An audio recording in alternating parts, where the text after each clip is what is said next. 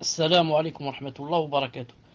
إن الحمد لله نحمده ونستعينه ونستغفره ونعوذ بالله من شرور أنفسنا ومن سيئات أعمالنا. من يهده الله فلا مضل له ومن يضلله فلا هادي له، وأشهد أن لا إله إلا الله وحده لا شريك له، وأشهد أن محمدا صلى الله عليه وسلم عبده ورسوله. يا أيها الذين آمنوا اتقوا الله حق تقاته ولا تموتن إلا وأنتم مسلمون. يا أيها الناس اتقوا ربكم الذي خلقكم من نفس واحدة وخلق منها زوجها وبث منهما رجالا كثيرا ونساء، واتقوا الله الذي تساءلون به والأرحام إن الله كان عليكم رقيبا. يا أيها الذين آمنوا اتقوا الله وقولوا قولا سديدا يصلح لكم أعمالكم ويغفر لكم ذنوبكم، ومن يطع الله ورسوله فقد فاز فوزا عظيما. ألا إن أصدق الكلام كلام الله، وخير الهدي هدي محمد صلى الله عليه وسلم، وشر الأمور محدثاتها، وكل محدثة بدعة، وكل بدعة ضلالة، وكل ضلالة في النار. حياكم الله تعالى وبياكم en cette soirée du samedi 23 Safar 1434 de l'Hégire, correspondant au 5 janvier 2013 بإذن الله سبحانه وتعالى. طيب, nous sommes toujours donc avec le hadith numéro 60. Et Inch'Allah Ta'ala, il ne reste que 2 ou 3 cours et on va terminer Inch'Allah Ta'ala ce hadith. Al-Muhim.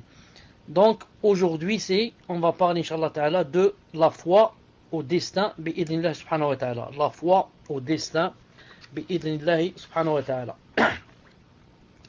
Questionner sur le destin, Cheikh al-Islam Ibn Taymiyyah alayhi rahmatullah donne une réponse élaborée dans laquelle il inclut la croyance globale des gens de la Sunna et de l'unité, le Sunna al Jama'a, sur ce chapitre. Il dit, entre autres, voilà ce qu'il a dit. Il a dit, la doctrine des gens de la Sunna et de l'unité sur ce chapitre et sur d'autres est ce qui est indiqué par le livre et la Sunna. Ce qui est indiqué par le livre et la Sunna, le Coran et la Sunna. La croyance des anciens et des devanciers parmi les émigrés et les auxiliaires. Al-Muhajirun ou al-Ansar. Et aussi la croyance de ceux qui les suivent dans le bien. Il s'agit de la croyance qu'Allah Azza wa Jal est le créateur, le maître et le possesseur de toutes choses. Cette croyance embrasse l'ensemble des substances qui existent par elles-mêmes et leurs caractéristiques parmi les actes des serviteurs et toute autre chose que ces actes. Que ce qu'Allah Azza wa Jal, le Très-Haut, veut est, et ce qu'il ne veut pas n'est pas. Par conséquent, rien n'existe que par sa volonté Azza wa Jal et son pouvoir. Une chose qu'il a voulu ne saurait s'opposer à lui. Il a pouvoir sur toute chose Azza wa Jal. Il ne veut pas une chose sans qu'il n'ait pouvoir sur elle. Allah le Très-Haut Azza wa Jal sait ce qui a été, ce qui est, et comment serait ce qui n'a pas été. Ceci comprend les actes des serviteurs et autres. Allah Azza wa Jal a déterminé les destins des créatures avant de les créer. Il a déterminé leurs termes de vie, leur subsistance, rizq, et leurs œuvres. Il a écrit tout cela. Il a écrit le bonheur qu'ils connaîtront, aussi bien que le malheur qui les toucheront. Il croit par conséquent qu'il crée toute chose, qu'il a pouvoir sur toute chose, qu'il veut de tout ce qui est, qu'il a la science des choses avant leur existence, qu'il les prédétermine et qu'il les écrit avant qu'elles n'existent. Salam alaikum. Donc je termine. Cheikh al-Islam disait, les pieux anciens et les imams de la communauté s'accordent aussi sur le fait que les serviteurs sont tenus d'obéir aux injonctions d'Allah et de s'abstenir de ce qu'il leur a interdit. Ils s'accordent aussi sur la foi en sa promesse et en sa menace évoquée par le livre et la sunna. sur le fait que celui qui a délaissé une obligation ou commis un interdit n'a aucun argument contre Allah Azza wa Jal. Bien au contraire, Allah Azza wa Jal a l'argument décisif contre ses serviteurs.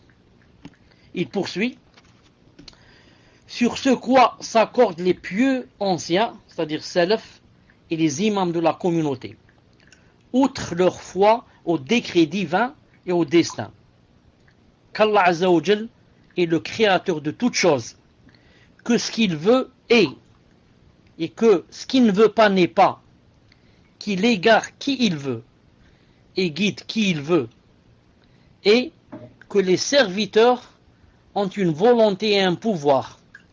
Ils agissent selon leur volonté et leur pouvoir, selon ce que Allah Azza wa Jal leur permet de faire, tout en affirmant: les serviteurs ne veulent que ce que Allah Azza wa Jal veut. Comme Allah subhanahu wa ta'ala a dit: Kalla, innahu tadhkira, faman sha'a dhakara, wa ma yadhkuruna illa an yasha Allah, huwa ahlu at-taqwa wa ahlu al-maghfira.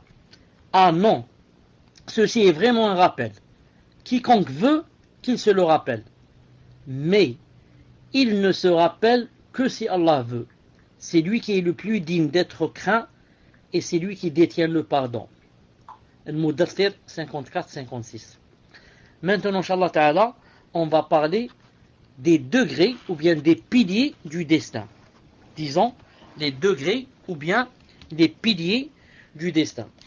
Donc, rentre dans la croyance au destin, c'est quoi? C'est de croire au quoi? Au pilier du destin. Car la foi au destin repose sur 4 piliers, qu'on appelle aussi degrés ou bien piliers du destin. C'est l'introduction à la compréhension du chapitre du destin. La foi au destin n'est complète que par la réalisation de l'ensemble de ces 4 piliers. Ils sont liés les uns aux autres. Celui qui les reconnaît tous, c'est-à-dire tous les 4 piliers, a une foi parfaite au destin. En revanche, celui à qui il manque un degré ou plus possède une foi déficiente au destin. Ces piliers sont la science, l'écriture, la volonté et la création. 4. Muslim, est-ce que c'est possible de les écrire? La science, 1. La science, l'ilm. 2. Al-kitaba, l'écriture. 3. Al-mashi'a, la volonté. Et 4. Al-khalq. Celui qui croit en ces 4 choses par rapport au destin, croit vraiment au destin. Celui auquel ou là à qui il manque un degré ou plus, celui-là possède une foi déficiente. La volonté et 4e la création. Alhamdulillah. Nous on va commencer Inch'Allah Ta'ala par le premier. On va commencer par le premier et expliquer bi'idhnillah subhanahu wa ta'ala. Donc 1. La science. La science. C'est quoi la science par rapport au destin? C'est la foi. Il faut avoir la foi qu'Allah Azza wa Jal connaît. La science ici, c'est la connaissance. Connaît toutes choses, en gros et en détail, depuis toujours et éternellement. Donc Allah Azza wa Jal connaît toutes choses, en gros et en détail. Pourquoi? Car il y a des sectes égarés, comme Mu'tazila, a'udhu billah, qui disent que Allah subhanahu wa ta'ala ne connaît pas les choses en détail jusqu'à ce qu'elles aient lieu.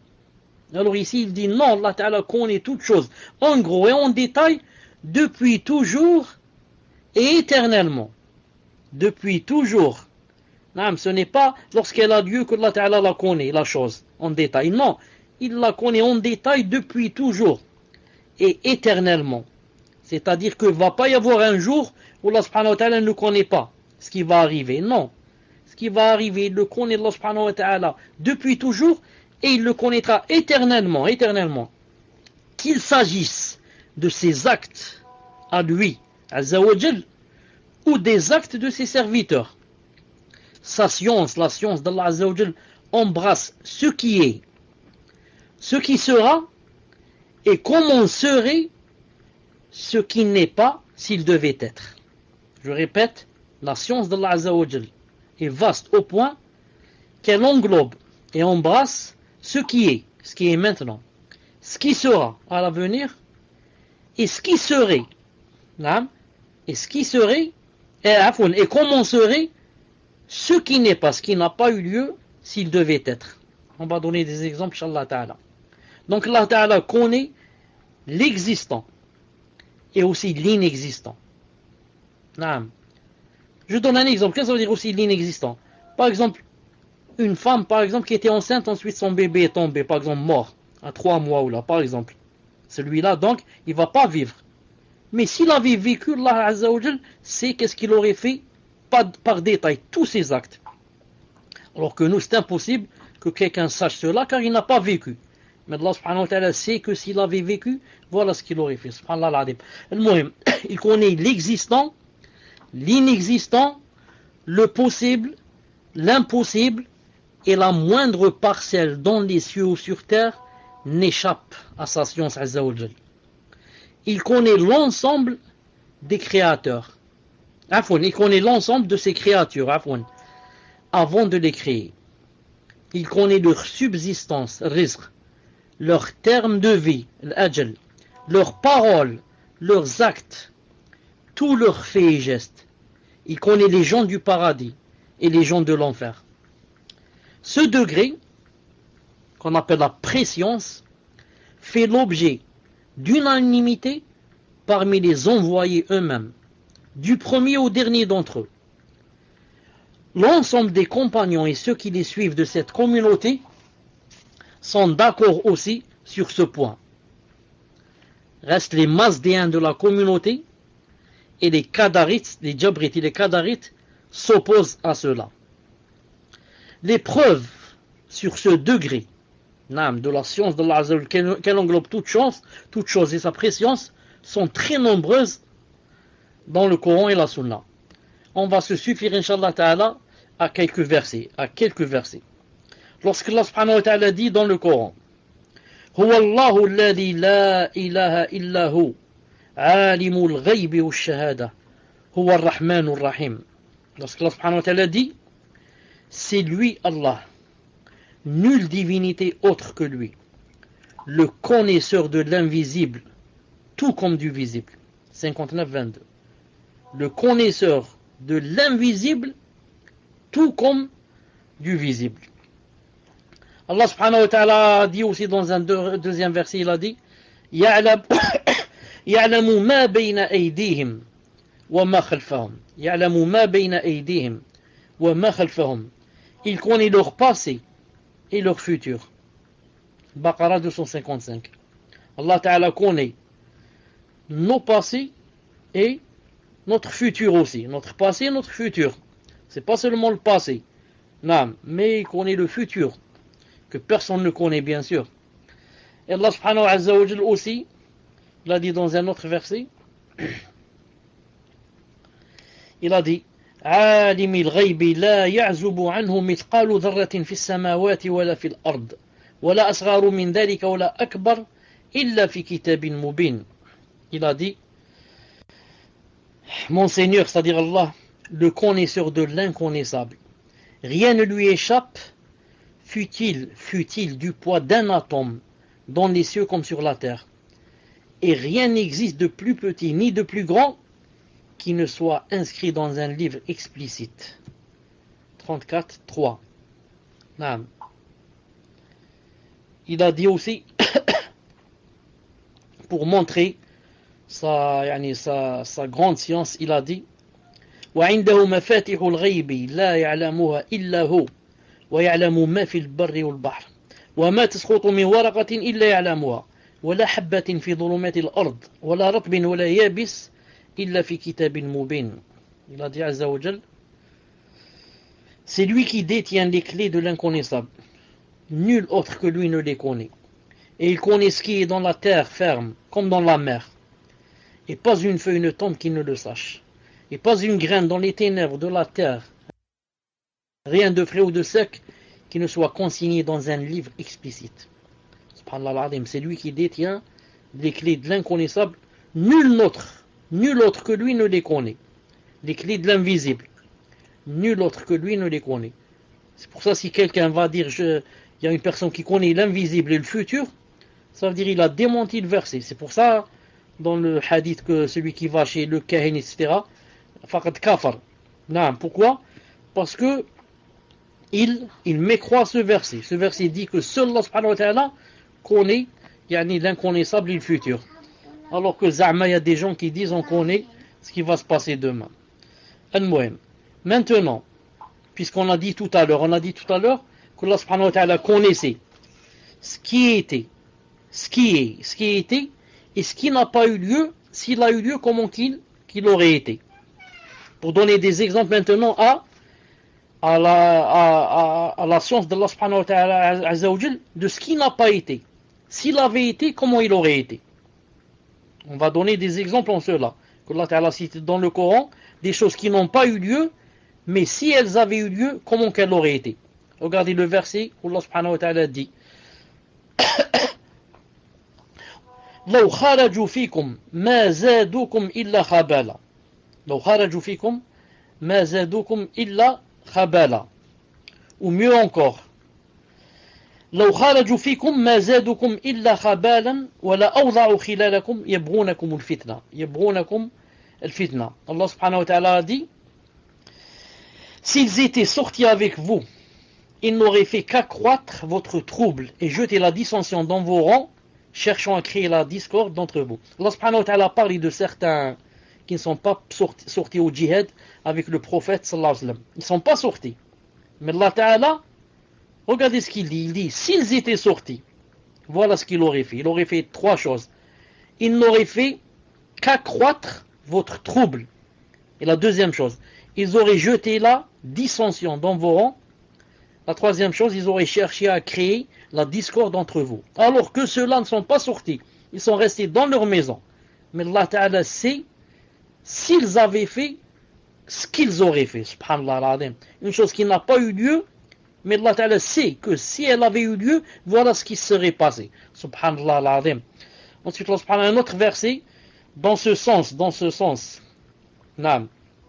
Allah subhanahu wa ta'ala dit وَلَوْ رُدُّوا لَعَادُوا لِمَا نُهُوا عَنْهُ وَإِنَّهُمْ لَكَاذِبُونَ وَلَوْ رُدُّوا لَعَادُوا لِمَا نُهُوا عَنْهُ وَإِنَّهُمْ لَكَاذِبُونَ Allah Ta'ala parle des gens de l'enfer Yawm al-Qiyamah qui vont demander à Allah subhanahu wa ta'ala pardon et de les faire sortir et de les faire revenir à cette dunya. Mais Allah subhanahu wa ta'ala, bien sûr ils ont dit que si on va revenir on serait les plus pieux, les plus ceci, les plus cela. Mais Allah subhanahu wa ta'ala dit que c'est pas vrai. Il dit or s'ils étaient rendus à la vie terrestre ils reviendraient sûrement à ce qui leur était interdit. Ce sont vraiment des menteurs. Allahu Akbar. Allah subhanahu wa ta'ala dit que ces kuffars là qui sont en enfer, si je vais les rendre à la vie terrestre encore une fois, ils feraient aussi la même chose. Ce sont vraiment des menteurs. Donc eux ils ne vont pas revenir. C'est impossible pour quelqu'un qui meurt, qui revienne, surtout s'il rentre en enfer, c'est impossible qu'il revienne encore une fois dans cette vie. Mais Allah Ta'ala dit que voilà, si je vais les laisser, leur donner encore une occasion et les rendre sur la terre, ce sont des menteurs. Ils vont refaire le coffre, la zina, l'alcool, ceci, cela. Subhanallah. Pourquoi? C'est le créateur et c'est le connaisseur de l'invisible. Dans ce sens aussi, pour prouver que la chose, même si elle n'arrive pas, si elle arriverait, il le saurait. Allah Ta'ala a dit aussi dans le Coran وَلَوْ عَلِمَ اللَّهُ فِيهِمْ خَيْرًا لَأَسْمَعَهُمْ وَلَوْ أَسْمَعَهُمْ لَتَوَلَّوْا وَهُمْ مُعْرِضُونَ. Allah subhanahu wa ta'ala, après avoir parlé des kuffars, il dit que ce sont les pires des créatures et que c'est pour cela qu'il ne veut pas les faire rentrer en islam, il ne veut pas les guider. Ce sont les pires des créatures. Il dit, je vais vous dire pourquoi je ne vais pas les guider. Allah Ta'ala a dit, et si Allah avait reconnu en eux quelques biens, il l'aurait fait qu'ils entendent, c'est-à-dire pour qu'ils soient guidés. Il leur a bouché leurs oreilles, leur cœur aussi. Il a dit, mais s'il les faisait entendre, il les faisait guider, c'est-à-dire s'il les guidait, il tournerait sûrement le dos en s'éloignant. Donc Allah Ta'ala a dit que il y a certains gens que si je ne guide pas, je sais pourquoi. Premièrement, il n'y a aucun bien en eux. La preuve, Si je vais les guider et les faire entendre, qu'est-ce qu'ils vont faire? Même s'ils les faisaient entendre, ils tourneraient leur dos en s'éloignant, en étant orgueilleux. Ils n'acceptent pas. Donc il y a des gens, même si Allah Ta'ala veut les guider, ils n'acceptent pas. Ils vont tourner le dos et s'enorgueillir. Donc ceux-là, Allah Ta'ala ne les a pas guidés. Mais il sait que s'il les guidait, voilà ce qu'il ferait. Il tournerait le dos. C'est dire que Allah subhanahu wa ta'ala, sa science, embrasse, comme on a dit, toutes choses, subhanallah al-azim. On va continuer aussi dans le sens de la science d'Allah subhanahu wa ta'ala, la science d'Allah azza wa jal. Le prophète, alayhi salam, aussi a dit dans un hadith authentique, il a dit, ما منكم من نفس إلا وقد علم منزلها من الجنة والنار. Il n'est pas, le prophète m'a dit dans un hadith sahih rapporté par Muslim, il a dit, il n'est pas une âme parmi vous sans que sa place au paradis ou en enfer ne soit connue. Subhanallah al-azim. Il n'est pas une âme parmi vous sans que sa place au paradis ou en enfer ne soit déjà connue. C'est-à-dire nous, avant qu'on soit déjà en enfer ou au paradis, Allah Ta'ala sait déjà d'avance où est notre place. Est-ce qu'elle est au paradis ou bien est-ce qu'elle est en enfer? D'ailleurs, il y a un autre hadith du prophète qui confirme cela, où le prophète a dit, dans un hadith Hassan, un hadith bon, il a dit Atadrouna, ce hadith, est-ce que le hadith s'est affiché en arabe? Est-ce qu'il s'est affiché en... Alhamdulillah. Bon, je ne l'ai pas traduit en français, il est assez long, j'avais pas le temps. Il a dit, le prophète est sorti un jour avec deux livres dans sa main. Il a dit, est-ce que vous savez c'est quoi ces deux livres? Ils ont dit non ya Rasulallah, sauf si tu nous en informes, tu nous dis c'est quoi ces deux livres. Il a dit faqala lilladhi fi yadihi al-yumna, il a dit par rapport au livre qu'il avait dans la main droite, il a dit hada kitabun min rabbil alamin, c'est un livre du Seigneur, le Seigneur des mondes, Allah Azza wa Jalla. Fihi asma'u ahli al-jannah, ce livre de la main droite contient les noms des gens qui vont rentrer au paradis, les noms des gens du paradis. Wa asma'u abaim, et le nom de leur père, wa qabailim, et les noms de leur tribu. Thumma ujmila ala akhirihim fala yuzadu fihim wa la yunqasu minhum ahadan. Ensuite, Allah subhanahu wa ta'ala a parfait ce livre. Il a dit, aucun nom ne va être ajouté à eux ni retranché à eux. Ce livre contient les gens du paradis avec les noms, contient les noms des gens du paradis avec les noms de leur père et leur tribu. Aucun nom ne sera ajouté ni retranché. Ensuite il a dit, en parlant du livre qu'il avait dans sa main gauche, c'est un livre du Seigneur des mondes, qui contient les noms des gens de l'enfer et les noms de leur père et leur grand-père, etc., et les noms de leur tribu. Ensuite Allah subhanahu wa ta'ala l'a parfait, il a dit, on n'y ajoutera aucun nom ni on ne va retrancher un nom.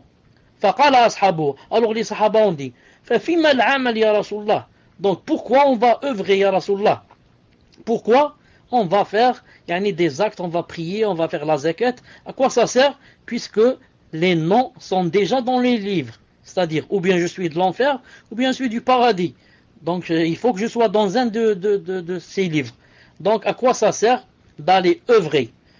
Et alors le prophète a répondu, il a dit Siddidu wa qaribu, il a dit naam, essayez d'œuvrer, naam, et tout en étant bien sûr sincère, et essayez de vous rapprocher du but si vous ne pouvez pas l'atteindre à 100%. Naam, rapprochez-vous du but. فإن صاحب الجنة يختم له بعمل أهل الجنة وإن عمل أي عمل. Il a dit, celui dont son nom figure dans ce livre, qu'il est parmi les gens du paradis, Allah subhanahu wa ta'ala lui terminera sa vie par une œuvre du paradis. même s'il fait n'importe quoi. Et celui qui, son nom figure parmi les noms de l'enfer, le livre qui est à gauche, dans la main gauche, il a dit, il lui sera terminé par une œuvre des gens de l'enfer, même s'il fait n'importe quoi. Ensuite, le prophète sallam a jeté comme ça les livres devant lui. Il a dit, Fariga rabbukum min al-ibad. Allah subhanahu wa ta'ala a terminé avec ses serviteurs. Naam, il a dit, il a terminé avec eux. Il a dit, Fariqun fil jannah wa fariqun fis sa'ir. Un groupe au paradis et un groupe en enfer. Taïb. Tout cela, c'est quoi? C'est pour parler de la science qui est le premier degré, bi'idhnillah subhanahu wa ta'ala. Quant au deuxième degré, c'est l'écriture. L'écriture du destin. L'écriture du destin. C'est quoi l'écriture du destin? C'est le fait, le fait de croire qu'Allah subhanahu wa ta'ala a écrit par sa préscience les destins des créatures jusqu'au jour de la résurrection dans la tablette gardée, ou bien la tablette préservée. Al-Muhim en arabe on dit Al-Lawh al-Mahfouz. Certains disent la tablette gardée, d'autres disent la tablette préservée, d'autres disent le tableau. Allahu alam. Les compagnons, les épinions, tabi'un et l'ensemble des gens de la sunna et du hadith sont unanimes à dire que toute chose qui existera jusqu'au jour de la résurrection est écrite dans le livre mère, qui est la tablette gardée, ou bien le rappel, ou bien le registre évident, ou bien le livre évident. Les preuves de ce degré qui est l'écriture sont multiples dans le livre, dans le Coran et la Sunna. À titre d'exemple, Allah subhanahu wa ta'ala a dit dans le Coran, il a dit ألم تعلم أن الله يعلم ما في السماوات والأرض إن ذلك في كتاب إن ذلك على الله يسير. Ne sais-tu pas qu'Allah Azza wa Jal sait ce qu'il y a dans le ciel et sur la terre? Ensuite il a dit, le témoin du cours, car on parle de l'écriture, il a dit, tout cela est dans un livre. Quand on dit dans un livre, ça veut dire c'est écrit. Tout cela est écrit dans un livre et cela est pour Allah bien facile. Et cela est pour Allah bien facile. Un deuxième verset, où Allah subhanahu wa ta'ala a dit, en parlant de l'écriture, Inna nahnu nuhyi al-mawta wa naktubu ma qaddamu wa atharahum wa kulla shay'in ahsaynahu fi imamin mubin. C'est sorti Yassine. Yassine, il a dit, c'est nous qui ressuscitons les morts et écrivons, écrire, et écrivons ce qu'ils ont fait pour l'au-delà, ainsi que leurs traces, leurs œuvres. Et nous avons dénombré toutes choses dans un registre. C'est écrit dans un registre explicite. Tout est écrit. C'est pour ça que le pharaon, lorsque Moullam a parlé au pharaon et a voulu lui montrer, lui parler de l'unicité d'Allah subhanahu wa ta'ala, qu'a dit le pharaon? Qala fama rabbul alamin. C'est qui, c'est quoi le Seigneur des mondes? Qala ilmu 'inda rabbi fi kitab la yadillu rabbi wa la yansa. Moussa alayhi salam a répondu au pharaon quand il a dit, qu'en est-il donc des générations anciennes? Donc pharaon a essayé d'établir la preuve sur Moussa. Il lui a dit, bon, tu parles de ce Seigneur, dis-moi, qu'en est-il des générations anciennes? Moussa lui a répondu, la connaissance de leur sort est auprès de mon Seigneur dans un livre. Donc c'est l'écriture, c'est dans un livre. Mon Seigneur ne commet ni erreur ni oubli. Ni Allah Ta'ala s'est trompé dans ce livre, il a écrit quelque chose de faux, ni il a oublié quelque chose. Ni il a oublié. Naam. Ensuite, il y a un hadith du prophète sallallahu alayhi wa sallam, je vais voir s'il est ici. Allah subhanahu wa ta'ala a écrit les destins des créatures 50 000 ans avant la création des cieux et de la terre, apporté par Muslim, 1841. Hadith numéro 1841. Allah ta'ala a écrit les destins des créatures 50 000 ans avant la création des cieux et de la terre, comme dans le hadith de Muslim. Et le prophète sallallahu alayhi wa sallam a dit dans un hadith authentique rapporté par Bukhari Muslim, il a dit, il n'est pas de nouveau-né il n'est pas de nouveau-né sans qu'Allah Ta'ala n'écrive sa place au paradis ou en enfer, et sans qu'il n'écrive s'il sera heureux ou malheureux. Rapporté par Bukhari et Muslim. Donc ça c'est par rapport à l'écriture. Par rapport à l'écriture, bi'idhnillahi ta'ala. Maintenant le troisième degré, même si dans mon cours, quand je préparais le cours, j'ai dit que je laisse le troisième degré et le quatrième degré au prochain cours, bi'idhnillahi subhanahu wa ta'ala. Mais puisqu'il reste un peu de temps, on va dire, écrit Muslim, écrit, le troisième degré, c'est la volonté. Écrit, troisièmement, la volonté. La volonté. Taïb. Maintenant, quand on va citer le troisième degré, le quatrième degré, donc, sans préparer les versets, vous n'allez pas voir les versets, vous allez seulement écouter, bi'idhnillah subhanahu wa ta'ala. Ce degré, qui est la volonté, requiert la foi en la volonté exécutoire d'Allah subhanahu wa ta'ala, en son pouvoir exhaustif, car ce qu'il veut est, et ce qu'il ne veut pas n'est pas. Et il n'y a ni fait, ni geste, ni guidance, ni égarement sans sa volonté. Ce degré est prouvé par le consensus des envoyés, du premier au dernier d'entre eux, par tous les livres révélés de la part d'Allah Azza wa Jal, et par le fitra aussi, la disposition naturelle sur laquelle Allah Azza wa Jal a créé les hommes, ainsi que par les preuves rationnelles et démonstratives. Dans le livre et la sunna, il y a pléthore de textes qui prouvent ce principe. D'ailleurs, Allah subhanahu wa ta'ala a dit wa rabbuka yakhluqu ma yasha'u wa yakhtar. Ton Seigneur crée ce qu'il veut et il choisit. Al-Qasas 68. Allah Azza wa Jal, ton Seigneur crée ce qu'il veut et il choisit. Il a dit ce qu'il veut, il y a la volonté. Et aussi il choisit. Et Allah Ta'ala dit wa ma tasha'una illa an yasha Allah. Illa an yasha Allahu Rabbul Alamin. Mais vous ne pouvez vouloir que ce qu'Allah veut. Mais vous ne pouvez vouloir que si Allah veut. C'est lui le Seigneur de l'univers. Donc on ne peut vouloir que si Allah subhanahu wa ta'ala veut. Il a dit aussi au prophète sallallahu alayhi wa sallam وَلَا تَقُولَنَّ لِشَيْءٍ إِنِّي فَعِلٌ ذَلِكَ غَدًا إِلَّا أَنْ يَشَاءَ اللَّهُ. Il ne dit jamais à propos d'une chose je la ferai sûrement demain sans ajouter si Allah veut. Si Allah le veut, la volonté. Il a dit aussi وَلَوْ أَنَّنَا نَزَّلْنَا إِلَيْهِمُ الْمَلَائِكَةَ وَكَلَّمَهُمُ الْمَوْتَى وَحَشَرْنَا عَلَيْهِمْ كُلَّ شَيْءٍ قُبُلًا مَا كَانُوا لِيُؤْمِنُوا إِلَّا أَنْ يَشَاءَ اللَّهُ. Il a dit aussi et si nous faisions descendre les anges vers eux, Allah Ta'ala, s'il faisait descendre des anges du ciel, et si les morts leur parlaient, et si nous rassemblions toutes choses devant eux, ils ne croiraient que si Allah veut. Naam. Si jamais Allah Ta'ala fait descendre des anges du ciel, tu les vois, ou là, il y a des morts qui se lèvent et commencent à te parler, ou bien ils rassemblent toutes choses devant toi, tu ne pourras croire que si quoi? Que si lui veut, Azza wa Jal. D'ailleurs, Allah subhanahu wa ta'ala dit Man yasha'illahu yudlilhu wa man yasha' yaj'aluhu ala siratin mustaqim.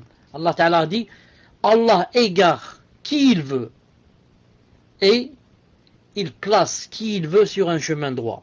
Allah Ta'ala égare qui il veut et place qui il veut sur un chemin droit. Quand on dit comme ça, certains vont dire donc si Allah Ta'ala ne m'a pas guidé, car il guide qui il veut, et s'il m'a égaré, c'est pas de ma faute, il égare qui il veut. On répond Allah Ta'ala égare qui il veut par justice. C'est pas parce qu'il veut lui faire du mal, il veut le léser. Allah Ta'ala ne fait pas de piston. Il a égaré celui-là par justice. Et il a guidé celui-là par grâce, de par sa grâce. Naam. C'est pas parce que l'autre mérite, non, de par sa grâce. Le prophète sallallahu alayhi wa sallam a dit dans un hadith authentique les cœurs des fils d'Adam sont tous entre deux doigts des doigts du miséricordieux. Comme un seul cœur, il les tourne où il veut. Rapporté par Muslim, numéro 2654. Les cœurs des fils d'Adam sont tous entre deux des doigts du miséricordieux. Comme un seul cœur, il les tourne où il veut. Naam. Allah Ta'ala dit dans un verset وَلَوْ شَاءَ اللَّهُ مَقْتَتَلُوا وَلَكِنَّ اللَّهَ يَفْعَلُ مَا يُرِيدُ. Allah Ta'ala dit, si Allah Ta'ala avait voulu, il ne se serait pas entretués, en parlant de ceux qui se sont entretués. Il a dit, s'il avait voulu, il ne se serait pas entretués. Donc c'est la volonté d'Allah. Mais Allah Ta'ala fait ce qu'il veut. Ainsi, s'ils ne se sont pas entretués, ce n'est pas en raison de l'absence du pouvoir d'Allah, mais bel et bien parce qu'il n'a pas voulu, c'est tout. C'est pas l'absence du pouvoir d'Allah, non. Mais c'est parce qu'Allah Ta'ala n'a pas voulu. Il en va de même pour les paroles du Très-Haut lorsqu'il a dit وَلَوْ شَاءَ اللَّهُ لَجَمَعَهُمْ عَلَى الْهُدَى. Et si Allah voulait, il pourrait les mettre tous sur le droit chemin. Et si Allah Ta'ala veut, il peut mettre tous les gens sur le droit chemin. Il a dit aussi وَلَوْ شَاءَ اللَّهُ مَا أَشْرَكُوا. Et si Allah voulait, il ne serait point polythéiste. Puisque Allah Ta'ala, s'il veut, il peut les guider tous et les mettre tous sur le droit chemin. Donc, vers ça, s'il avait voulu aussi, personne ne serait polythéiste, personne ne serait kafir. Il a dit aussi وَلَوْ شَاءَ رَبُّكَ لَآمَنَ مَنْ فِي الْأَرْضِ كُلُّهُمْ جَمِيعًا. Si ton Seigneur l'avait voulu, qui sont sur la terre auraient cru.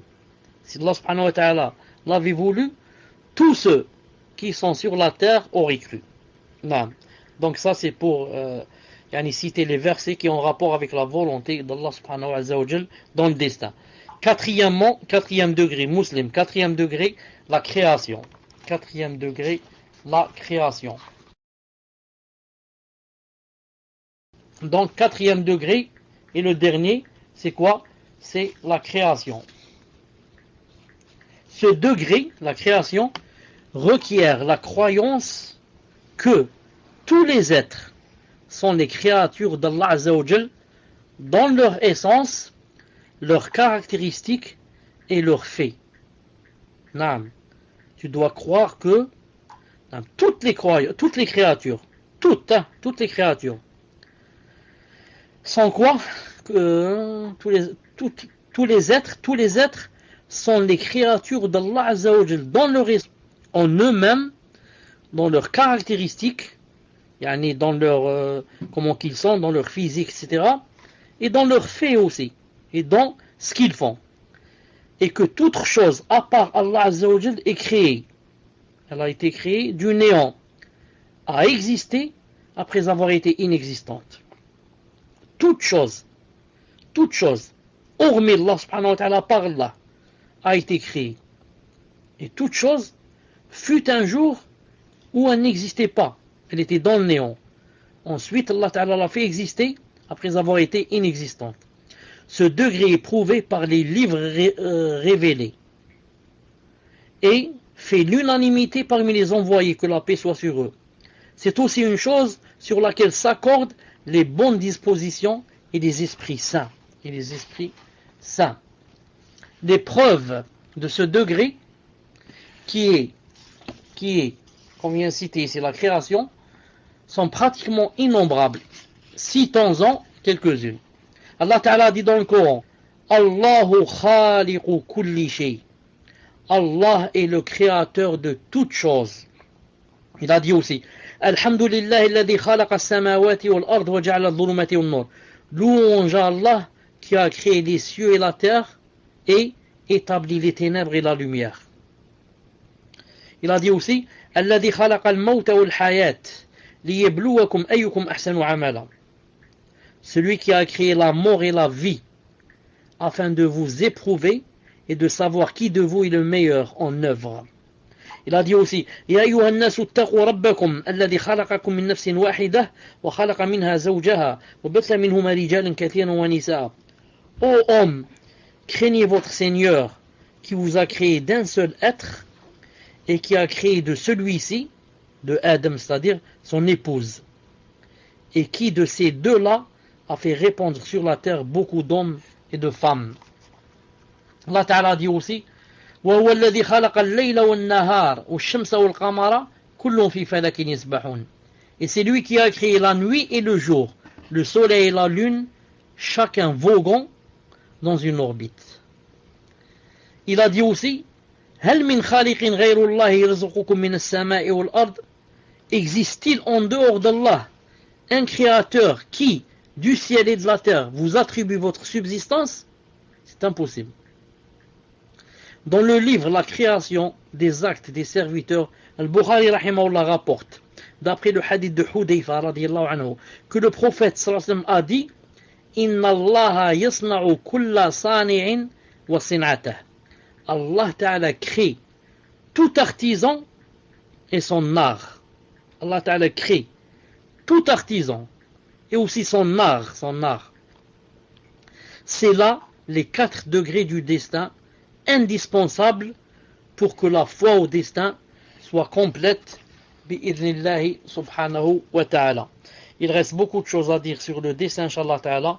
On va les laisser bi'idhnillahi ta'ala pour le prochain cours. سبحانك اللهم وبحمدك أشهد أن لا إله إلا أنت أستغفرك وأتوب إليك السلام عليكم ورحمة الله وبركاته. Donc première question d'une sœur. Assalamu alaikum cher, qu'Allah vous préserve. Si une personne écoute un prédicateur connu comme innovateur, mais que par sa cause, elle a mis le hijab, Allah a-t-il écrit que ça allait être cet innovateur qui allait être la cause de ce bien?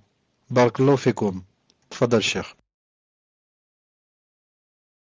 Wa alaykum salam wa rahmatullahi wa barakatuh. Naam, Allah Ta'ala a écrit cela. C'est comme s'il écrit, par exemple, il écrit que telle personne allait voler. Telle personne allait voler, par exemple, et même si toi tu ne sais pas que c'est un voleur, il va te donner à manger, ou bien de cette chose volée, ou bien te donner un peu d'argent comme cadeau de cet argent volé. C'était écrit ça aussi. Car ce que vole le voleur aussi, c'est écrit. Ce que vole le voleur, c'est écrit aussi. Donc, tout est écrit, bi'idhnillahi subhanahu wa ta'ala. Tfaddal. Naam, pour rappeler aussi, terminer aussi cette question, c'est comme le hadith du prophète sallallahu alayhi wa sallam, qui a dit que Allah subhanahu wa ta'ala ferait vaincre, vaincre cette religion بالرجل الفاسق بالفاجر, avec en utilisant le pervers ou bien le fajr. Allah subhanahu wa ta'ala allait faire vaincre sa religion. Inna Allah yansur dinahu بالرجل الفاجر. Allah subhanahu wa ta'ala allait faire vaincre sa religion, c'est-à-dire en utilisant un fajr ou bien un kafir. Donc même cette chose a été écrite que Allah subhanahu wa ta'ala fera vaincre sa religion par le biais d'un kafir. Ça aussi c'est écrit bi'idhnillahi ta'ala. Tfaddal. Question suivante, question d'un frère. Salam alaikum cher. En Suisse, lorsque nous faisons un don à une association, cette dernière nous envoie un reçu. En envoyant ce reçu, au centre des impôts, il nous rembourse un pourcentage de ce don. Puis-je récupérer cet argent en ayant la niya d'en refaire un don bi'idhnillah? J'ai pas compris le rapport avec le cours. Tfadal cher. Je voulais poser la question à Fawzi. Fawzi. Est-ce qu'il n'y a plus de questions sur le cours, Fawzi? Non, mais justement, cher, en fait, je l'ai récupéré du frère. C'est le frère qui me l'a fait parvenir. Donc, c'est pour ça que j'ai pas compris. Donc, je redemande, Inch'Allah, à tous les frères et sœurs qui lèvent la main dans le salon bis, de lever la main uniquement pour poser une question sur le cours. Le frère n'a pas le temps de les filtrer, c'est long, c'est difficile et ça prend du temps de lire toutes les questions pour les filtrer. Donc barakallahu fekum de ne pas duper le frère et de lui faire parvenir uniquement les questions sur le cours. Donc le temps que le cheikh réponde quand même à cette question puisqu'elle a été posée, Akhi Fawzi, j'attends les autres questions sur le cours. Barakallahu fik. Tfadal cheikh. Naam, nous pour la disposition, la bonne disposition des questions, etc., pour que ça passe vite et bien ordonné, on s'est suggéré que, bon, d'abord on commence par les questions du cours. Et deuxièmement, celui qui a une question du cours, il lève la main pas dans ce salon, dans l'autre salon. Comme ça, normalement, tous ceux qui ont la main levée dans le salon bis, ça veut dire que leur question a un rapport avec le cours. Maintenant, si quelqu'un va essayer je pense pas qu'il y ait ce genre, mais Allahu alam, quelqu'un qui va essayer de ruser ou de berner, il va dire je vais dans l'autre cours, dans l'autre salon et je lève la main comme quoi c'est le cours et je leur donne une question qui n'a pas rapport avec le cours. S'il fait comme ça, donc on va jouer au jeu du chat et de la souris. Si c'est comme ça, donc pour comment qu'on dit ça, comment qu'on dit pour c'est comme un enfant quand il se trompe, et pour le punir, je veux dire. Pour le punir, donc, on ne va pas répondre à sa question. Donc si quelqu'un fait comme ça, pour le punir, qu'est-ce qu'on va faire? On ne va pas répondre à sa question. Parce qu'il sait que on a dit que ne lève la main que ceux qui ont rapport avec le cours. Ceux qui n'ont pas rapport avec le cours, ma'alish, qu'ils lèvent la main dans ce salon, alors leur question sur le site, Inch'Allah Ta'ala. Fadlal. C'est quoi la deuxième question qui a rapport avec le cours? Le temps, Inch'Allah Ta'ala, que la deuxième question arrive, le prophète alayhi salam a dit dans ce hadith authentique ici, que vous voyez devant vous, numéro 545 dans Sahih al-Jami'. Le prophète sallam a dit إذا ذكر أصحابي فأمسكوا وإذا ذكر النجوم فأمسكوا وإذا ذكر القدر فأمسكوا. Muslim, est-ce que vous voyez le hadith? Le prophète alayhi salam a dit إذا ذكر أصحابي فأمسكوا. Il a dit si on commence à parler de mes compagnons, alors taisez-vous. C'est-à-dire si vous entendez qu'on commence à parler d'eux, taisez-vous. Et si on parle des étoiles, alors taisez-vous. Et si on parle du destin, alors taisez-vous. Qu'est-ce que ça veut dire quoi? Taisez-vous ici dans le sens de retenez-vous. Qu'est-ce que ça veut dire ça? Ça veut dire si on commence à parler de mes compagnons, maintenant si c'est dans le sens positif, qu'on leur fait des éloges, on dit qu'ils étaient masha'Allah, etc., c'est bien de participer. On a même des hasanat. Mais maintenant si on commence à parler d'eux dans le sens négatif, de dire qu'ils ont fait des fautes et qu'il y avait des querelles entre eux et ceci, cela, dans ce cas, je m'abstiens. Si je suis dans une assise où on parle de choses pareilles et je ne peux pas les défendre, je me lève. Si je suis par exemple avec des rawafid qui disent que Abu Bakr n'avait pas le droit sur le califat, c'est un kafir, ceci, cela, qu'est-ce que je fais? Si je ne peux pas parler, je me lève. Je cherche une excuse et je me lève. La même chose il a dit en ce qui concerne les étoiles. Les gens qui commencent à parler des étoiles dans le sens où cette étoile, quand on la voit, ça veut dire que si elle est de ce côté-là, ça veut dire qu'il va se passer telle chose demain. Si elle est de l'autre côté, ça veut dire qu'il va nous arriver telle et telle chose, ceci, cela. Qu'est-ce qu'on fait? Ou bien on montre aux gens. On leur dit ça c'est du shirk, du kofr. Si on ne peut pas, on se lève. On s'abstient, on se lève. La même chose ici, quoi? C'est ce qui a rapport avec le cours. Il a dit وَإِذَا ذُكِرَ الْقَدَرْ فَأَمْسِكُوا. Si les gens commencent à parler du destin et de la prédestination, et qu'on ne sait pas comment les orienter, qu'on n'a pas de science, qu'est-ce qu'on fait? On s'abstient, ou alors on se lève carrément. Car parler dans le destin, sans avoir de preuves du Coran et de la Sunna, on risque quoi? On risque vraiment de tomber dans le coffre. On risque même d'accuser Allah subhanahu wa ta'ala en des choses qui ne sont pas vraies. Ou alors, ne pas lui attribuer des choses vraies. C'est lui qui a créé ceci, cela. Par exemple, on va dire non, c'est pas lui. On va dire non, Allah Ta'ala ne crée pas le mal. Alors que c'est Allah Ta'ala qui a créé le mal. Subhanallah al-Azim. Donc si quelqu'un ne sait pas, il croit qu'il va défendre il va dire non, c'est pas lui, c'est pas Allah Ta'ala, et il tombe dans l'ignorance, peut-être même dans le coffre. Je vous donne le micro, Inch'Allah Ta'ala. Question suivante, question d'un frère. Assalamu alaikum, ma question est la suivante. Comment s'appellent les deux livres où sont écrits les habitants du paradis et les habitants de l'enfer? Barakallahu fikum. Tfadal, Cheikh. Wa alaykum salam, rahmatullah. En fait, ces deux livres n'ont pas de nom. Mais le prophète Aslam est sorti avec deux livres. Il a dit, celui qui est dans la main droite contient les gens du paradis, ceux qui sont dans la main gauche, celui qui est dans la main gauche contient les gens de l'enfer. Mais il n'avait pas de nom. Mais ce qui m'étonne, comment les sahaba radiyallahu ta'ala anhum, subhanallah al-azim, comment ils respectaient le prophète sallallahu alayhi wa sallam, au point où personne n'a osé et s'est levé et dit à Rasulullah, dites-moi si mon nom se trouve dans le livre de la droite ou le livre de la gauche. Subhanallah al-azim, tellement il le respectait et savait il n'aimait pas que les gens posaient beaucoup de questions.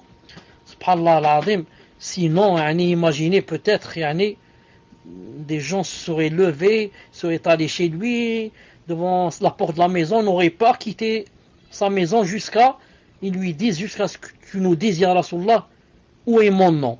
Car mon nom est obligatoirement, mon nom est dans le livre de la droite ou le livre de la gauche. Il faut qu'il soit dans les deux. Naam. Mais regardez les sahaba, comment ils respectaient le prophète. Personne n'a osé lui dire, ya Rasulallah, dites-moi, ou là, donnez-moi, je jette un coup d'œil dans le livre. Donnez-moi, je jette un coup d'œil dans le livre. Quelqu'un peut-être pourrait dire, ya Rasulallah, donnez-moi, je vais écrire tout ce qu'il y a dans le livre, pour dire aux gens, voilà, vous êtes ceci, mais ça risque de faire, comme vous savez, beaucoup de fitna. Ça risque de faire beaucoup de fitna. Si quelqu'un va savoir qu'il est dans le livre de la gauche, par exemple, c'est vraiment grave. C'est vraiment grave. Tfaddal, Inch'Allah ta'ala. Question suivante, question d'un frère. Assalamu alaikum. J'ai compris le verset qui suit. Qui a enseigné par la plume, al-qalam, a enseigné à l'homme ce qu'il ne savait pas. Est-ce que lorsqu'Allah dit enseigné par al-qalam, doit-on comprendre enseigné par le destin? Est-ce que al-qalam dans cette sourate fait référence donc al-qalam à qui Allah a demandé d'écrire le destin dans le hadith connu? Tfadal, Cheikh. Wa alaykum salam wa barakatuh. Le qalam qui a rapport avec le destin, c'est pas dans ce verset. Ici Allah subhanahu wa ta'ala veut montrer que, regardez comment il nous a enseigné la science, et que l'un des outils de la science, c'est le stylo. Qalam. Donc il ne parle pas d'un qalam spécial, du qalam en général. Il dit que c'est un moyen, l'un des moyens d'apprendre la science, comme a dit le prophète sallallahu alayhi wa sallam dans un hadith authentique qui se trouve dans le Cheikh al-Albani rahimahullah. Il a dit qayidu al-ilma bil kitab. Qayidu al-ilm, il a dit ce livre, cette science là, vous devez disons en ce sens la mettre dans un livre. Il a dit bil kitab ici, bil kitab, vous devez l'écrire. C'est pas seulement tu écoutes, mais tu écris aussi. Et si tu écris, bien sûr, tu vas avoir donc un cahier ou bien un livret.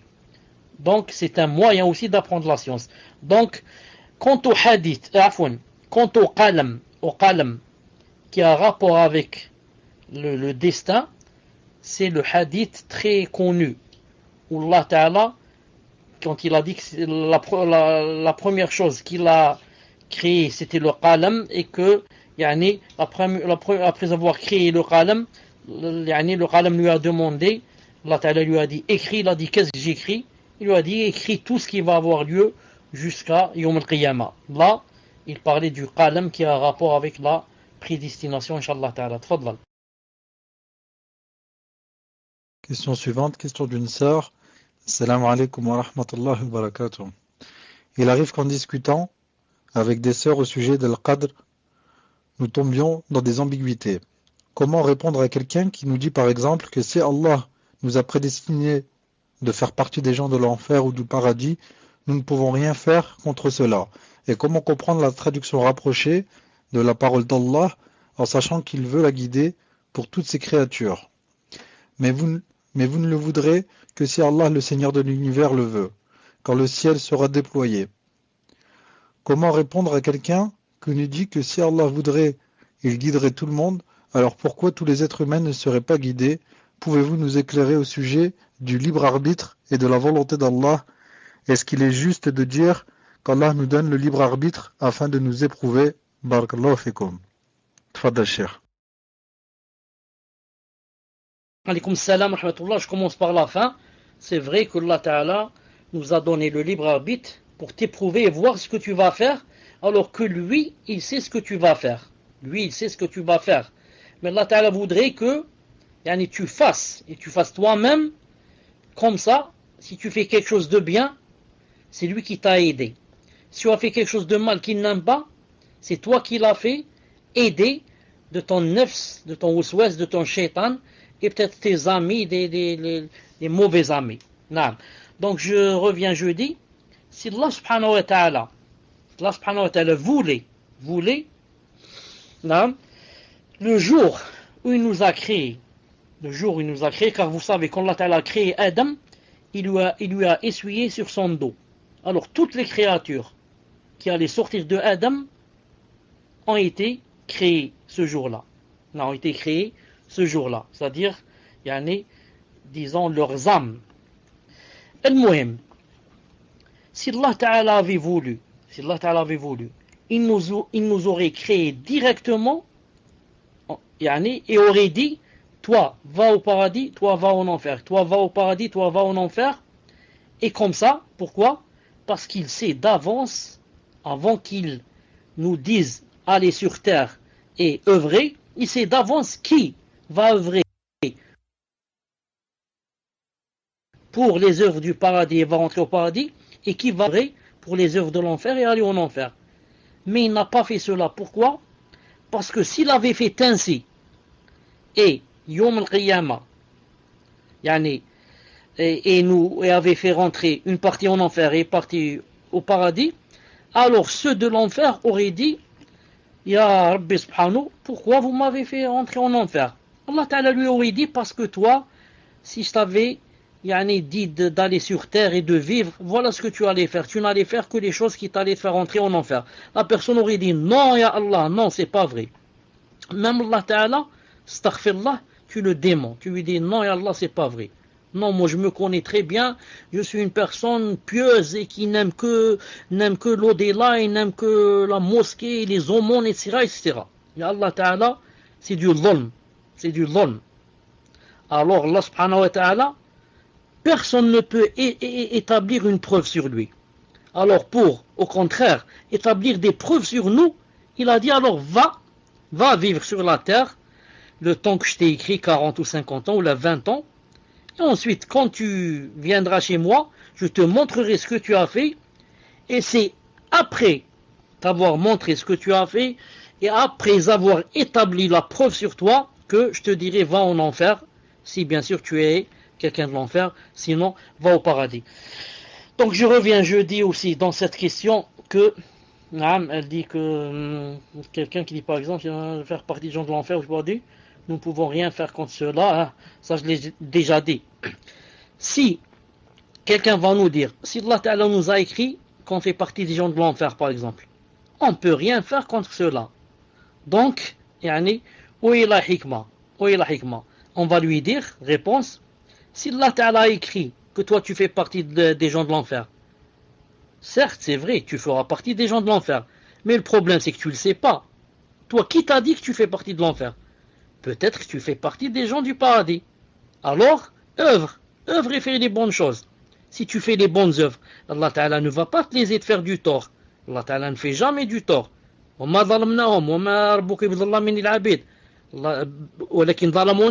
Ta'ala dit jamais je ne fais du tort. Donc toi, sais-tu que tu fais partie de l'enfer? Tu sais pas. Et alors pourquoi tu te juges que tu fais partie de l'enfer? Dis le contraire, dis que tu fais partie des gens du paradis et va œuvrer, va prier, va te voiler, éloigne-toi du zina, de ceci, cela, et tu vas voir que tu seras, Inch'Allah Ta'ala, parmi les gens du paradis. Voilà, c'est comme ça qu'on doit répondre, Inch'Allah Ta'ala. Et enfin, Peut-être je comprends à l'intérieur de ça pourquoi tous les êtres humains ne seraient pas guidés. Allah Ta'ala dit que s'il voulait, il guiderait tout le monde, s'il voulait. Naam, c'est pas difficile pour lui de guider tout le monde, comme Allah Ta'ala peut quoi? Peut égarer tout le monde. Mais Allah Ta'ala ne veut pas. Il a créé deux maisons. Une qui s'appelle le paradis et une qui s'appelle l'enfer. Et il t'a donné le choix. Il t'a dit, si tu veux aller au paradis, naam, la route est facile. Voilà le chemin que tu dois emprunter. Et si tu empruntes le chemin du paradis, je t'ajoute une chose. C'est quoi? C'est que je t'aide. Je t'aide. Fais un pas, j'en ferai 10 ou 100. Naam. Viens en marchant, je viens en courant vers toi. Et attention, il y a quelque chose qui s'appelle l'enfer. Et voilà son chemin aussi. Même le chemin de l'enfer, il t'a montré. Même le chemin de l'enfer, il a montré. Allah Ta'ala a dit pour que le chemin, il a dit, des criminels te soit très clair. Très clair. Donc le chemin des criminels et de l'enfer est clair. Il l'a montré. C'est le chemin de la zina, c'est le chemin de l'alcool, c'est le chemin de la drogue, c'est le chemin du vol, c'est le chemin de la médisance, c'est le chemin de ceci, cela. Très très clair. Il t'a dit attention que tu l'empruntes. Si tu l'empruntes, attention que tu viennes pleurer, Yom al-Qiyamah et dire Allah ceci, cela. Donc il t'a donné le libre arbitre et même t'a dit que je t'aide si tu prends le chemin qui mène vers moi. Donc aucune personne ne peut établir la preuve sur Allah et derrière Allah, par exemple, vous m'avez pas aidé ou bien ceci ou bien cela. Tout est clair, il t'a donné le choix.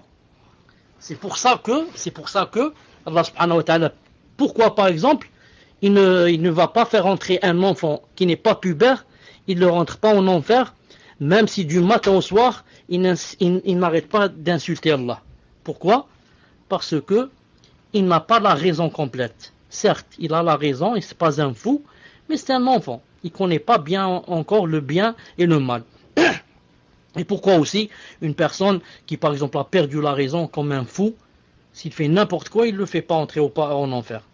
Et pourquoi un vieux ou une vieille qui a dépassé l'âge et qui commence à dire n'importe quoi, on dit en arabe yakhrif, il dit n'importe quoi, là s'il a perdu presque la raison, pourquoi celui-là aussi il ne le fait pas entrer en enfer, même s'il dit n'importe quoi ou il fait n'importe quoi.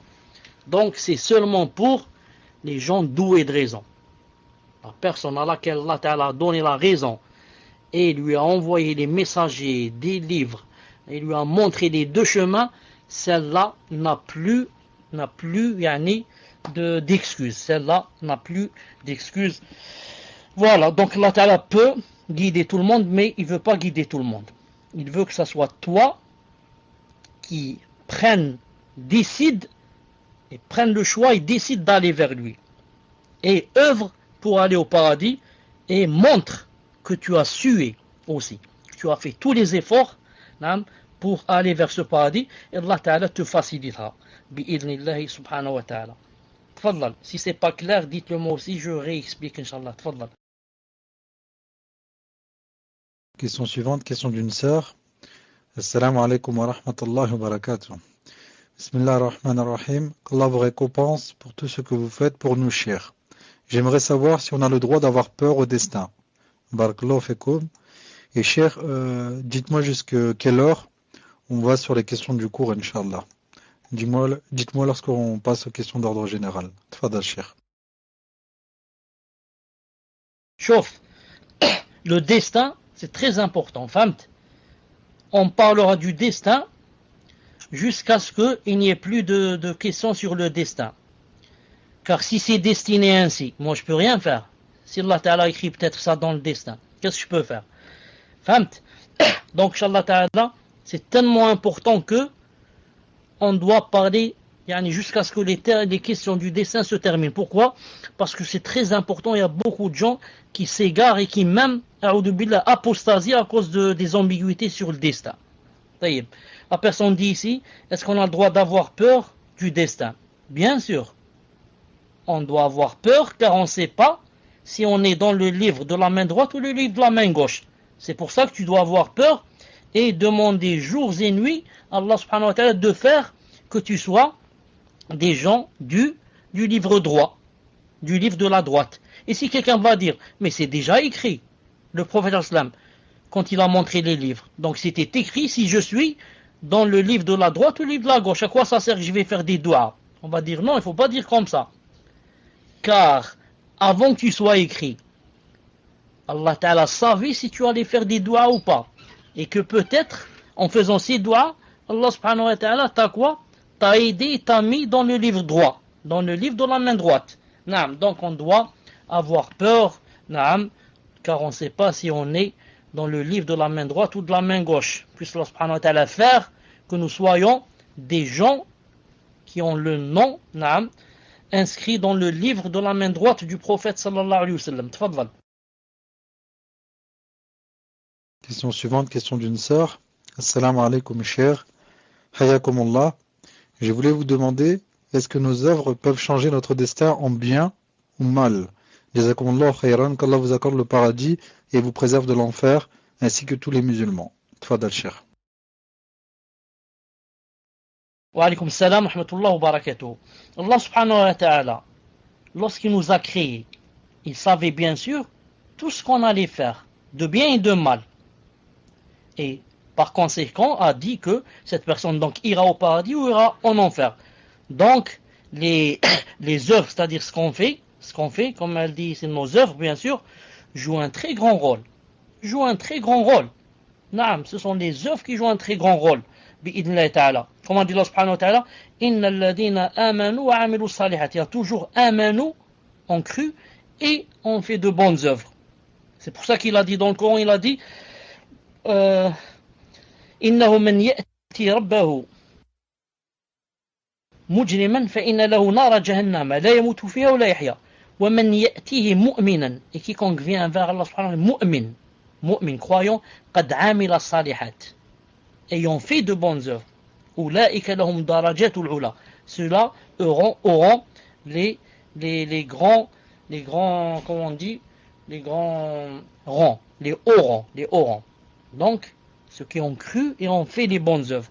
Non. Donc Allah subhanahu wa ta'ala, pour quelqu'un qui va au paradis, Allah ta'ala a écrit que cette personne, ce sont quoi? Ce sont ces bonnes œuvres qui sont la cause de le faire entrer au paradis. Bien sûr, tout cela, avant cela, c'est la grâce d'Allah. Personne ne peut rentrer au paradis sans la grâce d'Allah et sa miséricorde. Même le prophète, il ne peut pas rentrer au paradis sans la grâce d'Allah et sa miséricorde. Et en deuxième position viennent les bonnes œuvres, bi'idnillahi ta'ala. Naam, tfaddal. Question suivante, question d'une sœur. Assalamu alaikum wa rahmatullahi wa barakatuh. Qu'Allah fasse que nous soyons de ceux qui sont prédestinés au paradis. Une sœur convertie dit: je regrette de ne pas m'être convertie avant la mort de ma maman, je lui aurais probablement fait connaître l'islam. Comment la rassurer, car c'est délicat vu que c'est sa maman, qu'Allah a vu en elle rien de bon, et que malgré cela, c'est une sagesse et justice de la part d'Allah. Barakallahu fikum. Tfadal, cher. J'ai pas compris, Moussim, quand elle dit que comment la rassurer. Elle parle de qui? Rassurer qui? Sa mère qui est morte ou là? Comment? J'ai pas compris. Tfadal. En fait, cher, c'est une sœur qui pose une question pour une amie à elle, Allahu a'lam, pour une sœur qu'elle connaît. C'est une sœur qui pose une question d'une sœur qui dit. C'est comme ça qu'il faut comprendre la question, cher. Donc en fait, celle qui demande comment la rassurer, c'est la sœur qui est l'amie de la convertie. Tfadal, cher. Naam, on la rassure en lui disant que, naam, comme disent certains savants, comme dit Cheikh Al-Albani rahimahullah aussi, que même en nos temps et en notre temps, s'il y a une personne qui n'a pas entendu parler de l'islam, ou alors a entendu parler de l'islam, mais d'une façon très fausse et très mauvaise.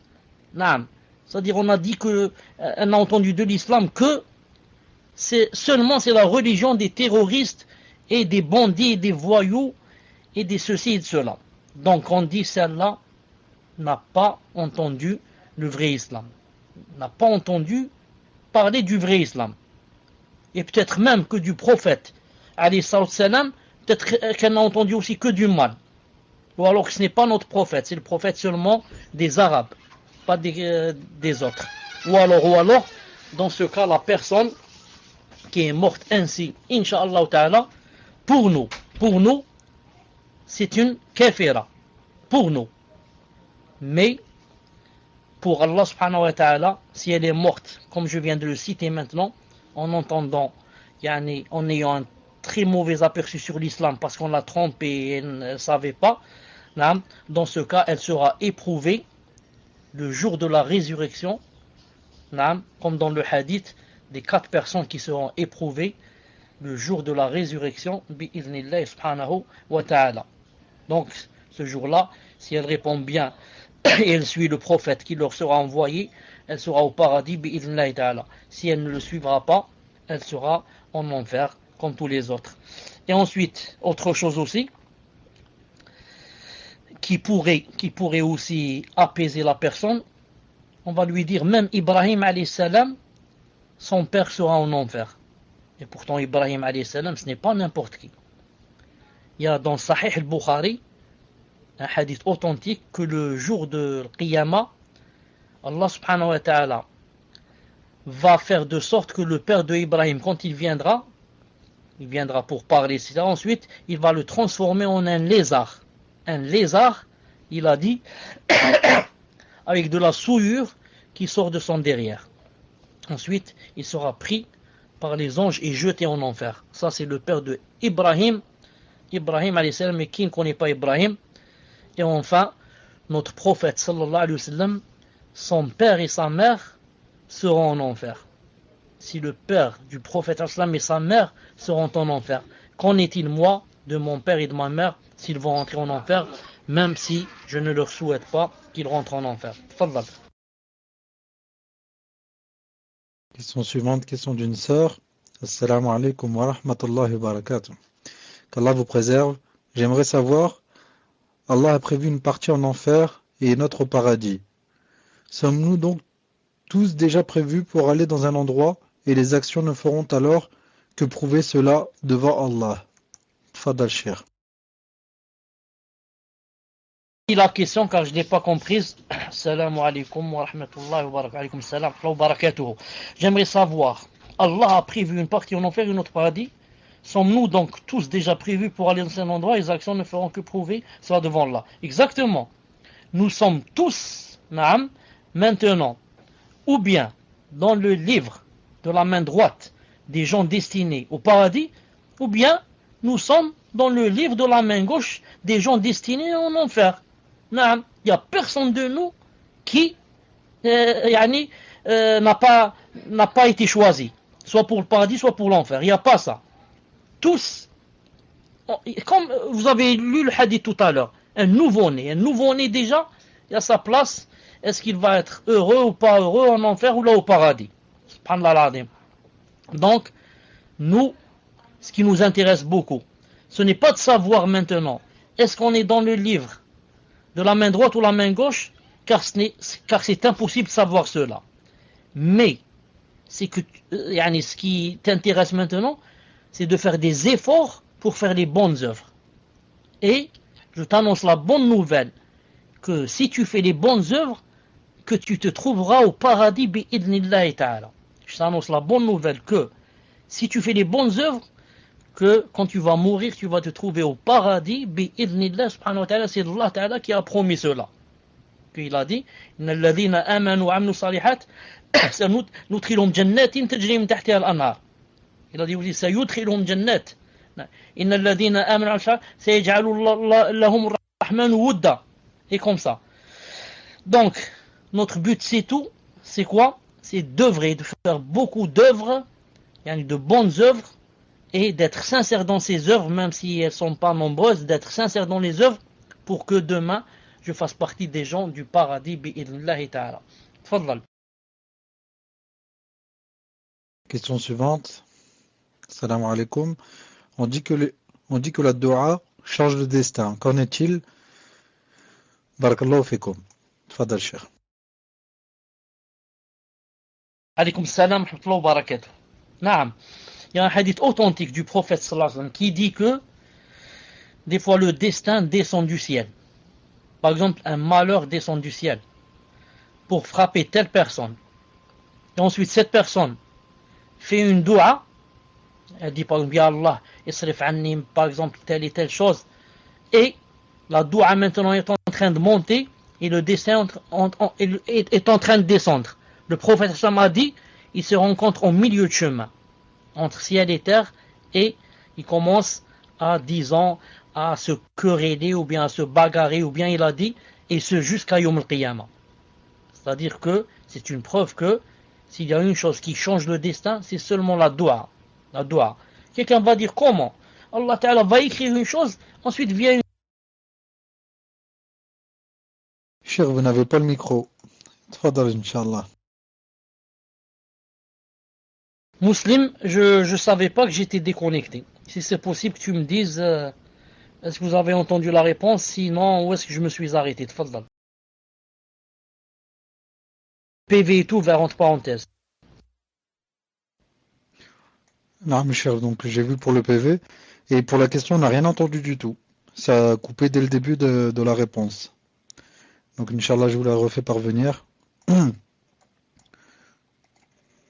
Tfadal, cher.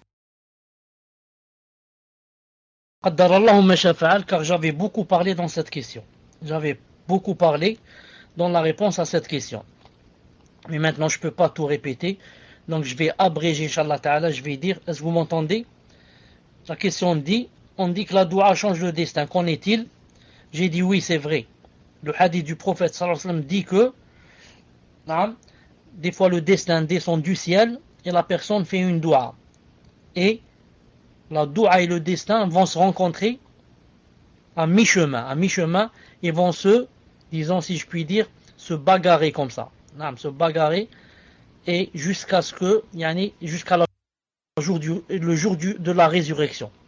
Donc, la doua, elle peut être la cause pour annuler ou bien refouler, repousser le destin. Si quelqu'un va dire comment, Allah Ta'ala a écrit que cette chose va arriver, donc elle doit arriver.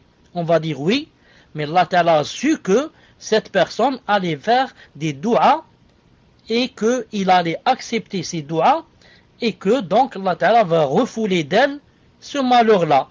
Donc, il ne va pas l'écrire. C'est en ce sens que ça a refoulé le destin et ça a refoulé par exemple un malheur. Et non pas que Allah Ta'ala va écrire que telle personne va avoir un malheur, ensuite elle ne va pas l'avoir. Non. Ça veut dire que Allah Ta'ala veut sûr que tu allais faire une doua et il a annulé un malheur, il ne l'a pas écrit. Il ne l'a pas écrit. Donc en ce sens, la doua quoi?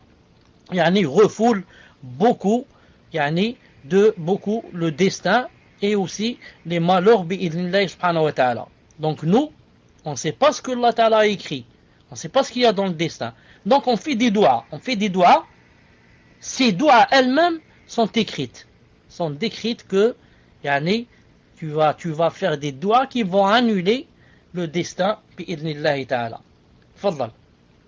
C'est comme ça qu'il faut comprendre, Inch'Allah ta'ala. Non, monsieur, réécrivez-moi sur le PV, Inch'Allah. Barakallahu fikoum. Donc la question est entre autres la même que la précédente, mais de façon générale, je vous la pose pour savoir s'il n'y a que les doigts. Donc question suivante. Assalamu alaikum wa rahmatullahi wa barakatuh. Peut-on faire changer le destin? Barakallahu fikoum. Fadal Cheikh. Non, mais on vient juste d'y répondre. Le prophète a dit dans un hadith Hassan ou bien authentique, il a dit quiconque veut que sa subsistance, risque, grandisse. Risque, c'est ce que Allah Ta'ala nous donne comme argent, comme bien, comme enfant, comme ceci, comme manger, comme. Ça s'appelle le risque. Le prophète a dit quiconque veut que son risque, sa subsistance, grandisse et que sa vie s'allonge, il a dit qu'est-ce qu'il fait? Qu'il fasse la piété familiale. Donc quelqu'un va dire Donc le risque, comment? Le risque, Allah Ta'ala, au 4e mois, l'ange inscrit le risque de l'enfant, du bébé. Et ici, il t'a dit que si tu fais la piété familiale, il va te le faire grandir. Donc il va changer quelque chose qui a été écrit. Et il a dit aussi dans ce hadith que, vous savez que nous tous, il y a né au 4e mois aussi, il écrit quand est-ce que tu vas vivre. Quand est-ce que tu vas vivre. Et ici le hadith t'a dit, si tu fais la piété familiale, il va te rallonger dans ta vie. Subhanallah, j'allais vivre 60 ans, maintenant je vais vivre peut-être 80 ans. Subhanallah, comment ça a changé. En fait, c'était quoi? C'est comme on a dit tout à l'heure. Allah Ta'ala sait de toi, par exemple, que tu allais faire la piété familiale.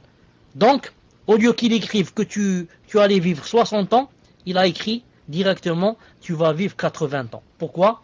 Il savait que tu allais faire la piété familiale. Et la même chose pour le risque. Il allait donner seulement un peu, mais il savait que tu étais du genre qui fait beaucoup la piété familiale, il va te donner beaucoup de risques. Donc, en ce sens, la piété familiale a été la cause du changement de mon destin. Bi'idnillahi ta'ala. Tfaddal. Question suivante. Salam alaikum wa rahmatullahi wa barakatuh. Dans le cours, vous avez dit que tout est écrit pour l'enfer et le paradis. Ça veut dire peu importe le mal ou le bien que l'on fait, notre récompense est déjà fixée. Barakallahu fikum. Tfadal Cheikh. La récompense, je veux dire ici, le fait d'aller en enfer ou d'aller au paradis, c'est déjà écrit. Aller au paradis ou bien en enfer, c'est déjà écrit. Mais personne ne peut dire, donc puisque c'est écrit, je vais m'endormir. J'arrête la prière et je vais aller danser et boire. Et si c'est écrit que je vais au paradis, je vais y aller. Et à quoi ça sert déjà de prier, etc. Puisque si je fais partie des gens de l'enfer, personne ne peut me changer. On va répondre comme tout à l'heure, on va dire, toi tu ne sais pas que tu fais partie des gens de l'enfer. Tu ne sais pas. Non. C'est pour ça que il t'est demandé de faire les bonnes œuvres, car peut-être tu fais partie des gens du paradis. Car peut-être tu fais partie des gens du paradis. Qui t'a dit que tu fais par exemple partie des gens de l'enfer? Allah Ta'ala a promis que toutes les personnes qui croient en lui et font les bonnes œuvres, qu'ils iront au paradis. Donc moi, ce qui m'importe ici, c'est quoi? C'est de croire en lui et de faire les bonnes œuvres. Si je crois en lui et je fais les bonnes œuvres, je vais aller au paradis. Même s'il ne va pas me rentrer au paradis, j'aurai de quoi parler. Je vais dire, ya Allah, moi j'ai passé ma vie à croire en vous et à faire les bonnes œuvres. Vous avez compris? Alors que c'est impossible de dire ça à Allah Ta'ala, car jamais une personne ne peut établir la preuve sur lui. Donc nous, Allah Ta'ala sait et a écrit si on va au paradis ou on va en enfer. Et il sait aussi que si on est des gens du paradis, qu'on va faire les bonnes œuvres. Et si on est des gens de l'enfer, qu'on va faire les mauvaises œuvres. Donc, nous, Inch'Allah Ta'ala, on doit penser du bien d'Allah Subhanahu wa Ta'ala et de dire qu'Inch'Allah on fait partie des gens du paradis et je ne vais pas rater les occasions de faire les bonnes œuvres et je pense du bien à Allah Ta'ala et je vais trouver du bien bi'idnillahi ta'ala. Par contre, si je fais des choses de mal en disant que peut-être je fais partie des gens de l'enfer, Allah Ta'ala va établir la preuve sur toi. Il va te dire qui t'a dit que tu étais des gens de l'enfer pour avoir abandonné. Pourquoi tu n'as pas dit le contraire? Pourquoi tu n'as pas dit je fais partie des gens du paradis donc je vais œuvrer pour le bien? Et tu vas trouver que tu n'auras pas de réponse bi'idnillahi ta'ala. Tfaddal. Question suivante, question d'un frère. Salam alaikum wa rahmatullah Cheikh. Hayakumullah. Concernant le livre sur lequel est écrit le nom des gens du paradis, est-ce celui décrit dans le verset suivant? En vérité, le livre de ceux qui auront vécu dans l'obéissance d'Allah et les œuvres pies seront des œuvres pies afin sera dans les hauts lieux du paradis. Et d'où peux-tu savoir ce que sont les hauts lieux du paradis? Ce sera un livre numéroté. Il sera vu par les plus proches d'Allah. Ibn al-Qayyim rahimahullah dit, c'est le livre des gens du bien, où tous les noms sont inscrits en présence des anges, les plus proches d'Allah, des prophètes, ainsi que des élus. Ce livre contient donc les noms des serviteurs pieux, ces noms étant écrits devant les meilleures créatures. Alors, était-ce ce livre, et si oui, a-t-il été descendu sur terre, et par qui? Tfadal Cheikh. Naam, alaykoum salam, wa rahmatullahi wa barakatuh. Moi, je dis que personnellement, je n'ai jamais lu que, naam, il s'agit de ces deux livres-là, dont Allah Ta'ala a parlé dans le Coran, et que ce sont les deux livres qui sont descendus. Naam, je n'ai jamais lu ça, ni entendu ça dans un cours, ni tombé sur un hadith ou là qui dit que ce sont les deux livres qui sont descendus. Wallahu subhanahu wa ta'ala a'lam. Naam, tfaddal. Question suivante, question d'un frère. Assalamu alaikum, cher. Qu'Allah vous récompense de la meilleure des façons pour ce temps que vous nous accordez. Qu'en est-il du destin de l'enfant qui meurt en bas âge, non pubère? Certains avis disent que cet enfant ira au paradis, d'autres disent que cela dépend. Pouvez-vous nous éclairer? Barakallahu fikum. Tfadal Cheikh. Naam, en ce qui concerne les divergences des savants sur le sort des enfants qui sont morts à bas âge, il y a au moins 20 ou 30 avis. 20 ou 30 avis. L'avis dont je suis convaincu et qui est le plus fort pour moi, bi'idhnillah subhanahu wa ta'ala, c'est l'avis qui dit qu'ils seront au paradis. Pourquoi? Dans Sahih al-Bukhari, que le prophète sallallahu alayhi wa sallam, lorsqu'il a fait l'ascension et qu'il est arrivé au 7e ciel, il a trouvé qui? Il a trouvé Ibrahim alayhi salam. Car, comme vous savez que dans le premier ciel, il y a qui? Il y a Adam alayhi salam. Et dans le deuxième, Yahya et Isa. Et dans le troisième, Youssouf. Et dans le quatrième, Idris. Et dans le cinquième, Haroun. Dans le sixième, Moussa. Et dans le septième, Ibrahim alayhi salam. Qu'il a trouvé comment? Il a trouvé assis, adossé contre la maison, Beit al-Ma'mour, la maison qui se trouve dans le ciel, qu'on appelle la Kaaba du ciel. Et qui ont dit, elle se trouve exactement, superposée exactement sur la Kaaba de la Mecque. Au point où on dit, si quelqu'un tombait de la maison d'en haut, du ciel, tomberait sur la maison d'en bas. Elle est exactement au-dessus d'elle. Il a trouvé Ibrahim alayhi salam adossé en train de faire quoi? En train d'apprendre aux enfants le Coran, aux enfants qui sont morts avant quoi? Avant la puberté. Ici, de ce hadith, il y a une version qui dit qu'il était en train d'apprendre à tous les enfants. Et de cette version, les savants ont pris donc que les enfants, même des kuffars, qui sont morts au bas âge, entreraient au paradis. Quant à ceux qui ne sont pas des kuffars, les enfants des musulmans, c'est clair dans ce hadith que Ibrahim leur apprenait le Coran, car ils sont morts avant la puberté. Je dirais que même pour les enfants des kuffars, il y a un hadith authentique dans Sahih al-Jami' de Sheikh al-Albani rahimahullah qui dit que les enfants des kuffars seront si je puis dire à peu près, seront les domestiques ou les valets des gens du paradis. C'est-à-dire même les enfants des kuffars et des bouddhistes et des chrétiens et des iront au paradis bi'idhnillahi ta'ala et seront les gens qui servent à boire aux gens du paradis par exemple et à manger et comme ça. Et le hadith est authentique dans Sahih al-Albani bi'idhnillahi subhanahu wa ta'ala. Ensuite, même la logique. Maintenant, vous connaissez assez bien l'islam. Et Allah subhanahu wa ta'ala, vous connaissez bien, assez bien ses noms et ses qualités. Est-ce que Allah subhanahu wa ta'ala va rentrer un enfant qui n'est pas pubère? Il va le rentrer en enfer? Même si c'est un enfant de qui? D'un bouddhiste, d'un couple bouddhiste. Qu'a fait cet enfant? est-ce qu'il a la raison yani, qui suffit pour connaître le bien et le mal et connaître le Rahman et le Shaitan et faire la différence entre les deux? Il est toujours enfant. Il n'est même pas pubère.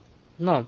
Donc même la logique, logiquement, qu'Allah subhanahu wa ta'ala est tellement bon et tellement miséricordieux qu'il ne va pas rentrer quelqu'un, il ne va pas faire rentrer quelqu'un en enfer, quelqu'un qui n'a pas encore la raison yani, suffisante qui lui permet de discerner entre le bien et le mal. Wallahu subhanahu wa ta'ala alam. Tfaddal. Question suivante, question d'un frère. Salam alaikum, cher. Jazakumullahu khayran. Les accidents et les maladies sont destinés, mais des fois il nous arrive une maladie que l'on provoque en quelque sorte, comme le cancer des poumons à cause de la cigarette, ou un accident en prenant des risques en voiture, en roulant en excès de vitesse, par exemple. Est-ce que cela rentre dans le destin? Est-ce que l'on est récompensé si l'on patiente face à ces épreuves en quelque sorte provoquées? Barakallahu fikum. Tfadal Cheikh. Naam, ces accidents aussi rentrent dans quoi? Rentrent dans le destin. Il n'y a pas une chose qui ne rentre pas dans le destin. Abdullah ibn Abbas, radiyallahu ta'ala anhu, a dit, écoutez ce qu'il a dit. Il a dit, quand tu poses ta main droite sur ta joue, il a dit, c'est écrit dans le destin. Les moindres détails, c'est écrit dans la tablette préservée. Il t'arrive d'être assis, ensuite, tu mets ta main droite sur ta joue. Cette chose-là est inscrite dans le livre. Subhanallah al-Azim.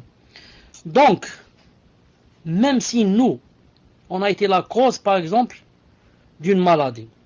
Par exemple, une personne a beaucoup fumé, a eu le cancer. C'était écrit dans le destin qu'elle allait beaucoup fumer, donc désobéir à Allah, et voilà qu'elle aurait le cancer. Maintenant, si elle va faire le repentir et regretter, elle va faire le repentir et regretter, et demander à Allah subhanahu wa ta'ala de lui pardonner, elle aura, inshallah ta'ala, des récompenses. Même si c'est elle qui a fait la faute, mais maintenant, en faisant le repentir, elle a tout effacé, bi'idhnillahi ta'ala, comme dans le hadith authentique, que la tauba efface tout ce qui l'a précédé.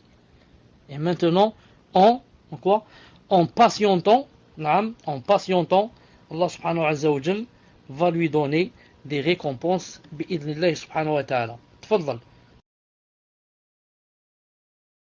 Question suivante. Salam alaikum. Nos questions d'une sœur. Salam alaikum wa rahmatullah, cher. Nous avons appris qu'Allah Ta'ala a créé toute chose 50 000 ans avant la création dans la table préservée. Et j'ai également appris que la nuit du destin, la destinée des créatures était écrite. Cher, pouvez-vous, barakallahu fikum, m'expliquer s'il y a plusieurs écritures? Si oui, sont-elles issues de la table? Sinon, sont-elles inscrites dans d'autres livres? Barakallahu fikum wa jazakumullahu khayran. Tfadal Cheikh. Naam, tout à l'heure quand j'ai dit que la personne, quand elle avait une maladie, et que si elle patientait, etc., elle aurait des récompenses, bien sûr, en montrant bien la différence entre celui qui patiente, et que dans ce cas, ça va annuler ses péchés, et celui qui yahtasib, c'est-à-dire, et yani,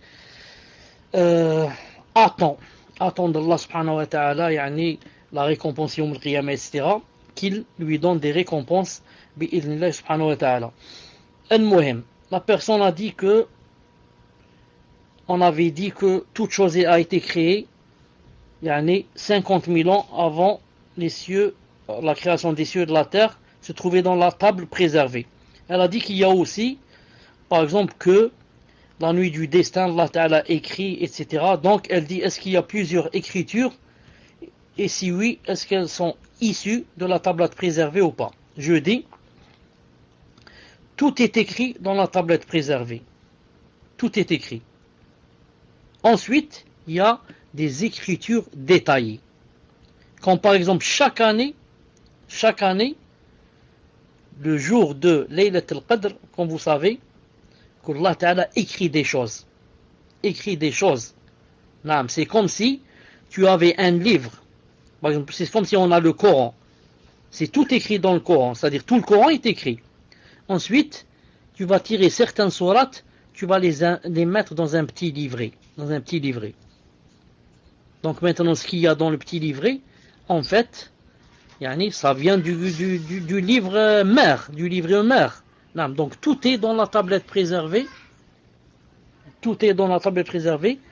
Mais n'empêche qu'il y a d'autres écritures, par exemple, comme l'écriture annuelle, qui est, par exemple, Laylat al-Qadr. Et il y a aussi l'écriture de la vie. L'écriture de la vie, c'est le bébé, quand il a 4 mois, et que Allah subhanahu wa ta'ala demande à l'ange d'écrire 4 choses. Ça aussi, c'est une écriture, de personnel de la vie, qui se passe une fois dans la vie pour chaque personne. Et ensuite, il y a l'écriture annuelle, celle de Laylat al-Qadr. Et il y a l'écriture aussi hebdomadaire. C'est le vendredi. Chaque vendredi, quand la personne va à la mosquée, il y a des anges qui écrivent pour la personne, est-ce qu'elle a en aumône l'équivalent d'un chameau, ou bien d'une vache, ou bien d'un mouton, ou bien d'une poule, ou bien d'un œuf. Ça aussi, ils écrivent. C'est une écriture hebdomadaire. Et il y a l'écriture journalière. Allah subhanahu wa ta'ala écrit ce que tu fais chaque jour. Chaque jour, vous savez qu'il y a des anges qui, pendant Salat al-Asr et pendant Salat al-Fajr, se rencontrent et font quoi? Font la relève. Ceux qui étaient à Salat al-Fajr vont te surveiller jusqu'à Salat al-Asr et écrire tout ce qu'il y a. Ensuite, ils vont monter. Il y a d'autres qui vont prendre la relève Salat al-Asr jusqu'à Salat al-Fajr. Et ceux-là, ils montent chaque jour en écrivant ce qu'on a fait pendant la journée 24 heures. Alors que, comme j'ai dit, tout est écrit dans la tablette préservée bi'idhnillahi subhanahu wa ta'ala. Et de toute façon, dans le prochain cours, ça viendra aussi, Inch'Allah, dans les différentes écritures bi'idhnillahi subhanahu wa ta'ala. Voilà, Inch'Allah ta'ala, pour aujourd'hui. On va s'arrêter ici. Bi'idhnillahi ta'ala, l'heure est arrivée de la fin du cours. Bi'idhnillahi subhanahu wa ta'ala. On va se rencontrer, Inch'Allah ta'ala, mercredi. Bi'idhnillahi subhanahu wa ta'ala. سبحانك اللهم وبحمدك أشهد أن لا إله إلا أنت أستغفرك وأتوب إليك آمين. السلام عليكم ورحمة الله وبركاته.